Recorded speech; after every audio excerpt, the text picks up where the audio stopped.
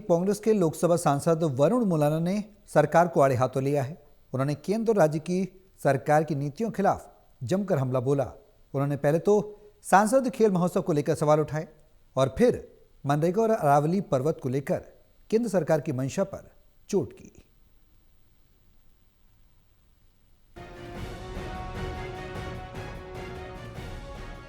अरावली पर्वत श्रृंखला को लेकर केंद्र सरकार के हालिया फैसले पर कांग्रेस सांसद वरुण मुलाना ने तीखे सवाल खड़े किए। वरुण मुलाना ने कहा कि बेस लाइन से 100 मीटर ऊपर के क्षेत्र को ही अरावली पर्वत मानना केंद्र सरकार का पूरी तरह से गलत और भ्रामक फैसला है।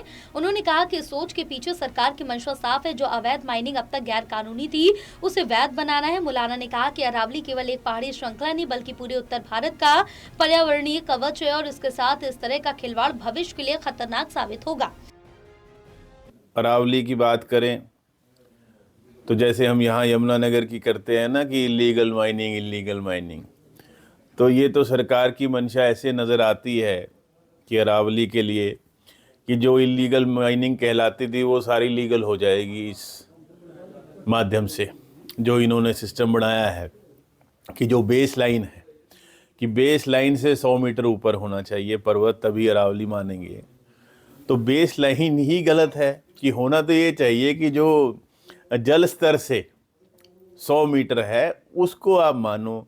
ये कहते हैं जी उसको हम मानेंगे नहीं, तो फिर तो अरावली बचेगी ही नहीं।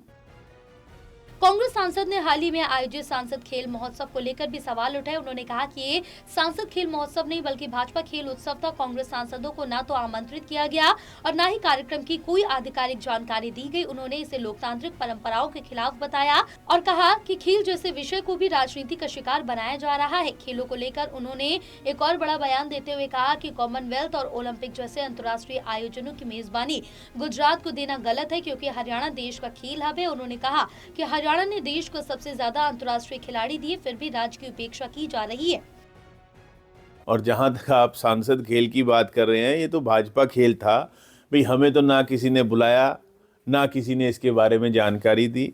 किसी भी जो सांसद विपक्ष के थे उनको इस कार्यक्रम की कोई जानकारी तक नहीं दी गई सरकार के द्वारा। मनरेगा को लेकर भी मुलाना ने केंद्र सरकार पर निशाना साधा। उन्होंने कहा कि मनरेगा का सिर्फ नाम ही नहीं बदला गया बल्कि कानून भी मूल भावना ही खत्म कर दी गई है।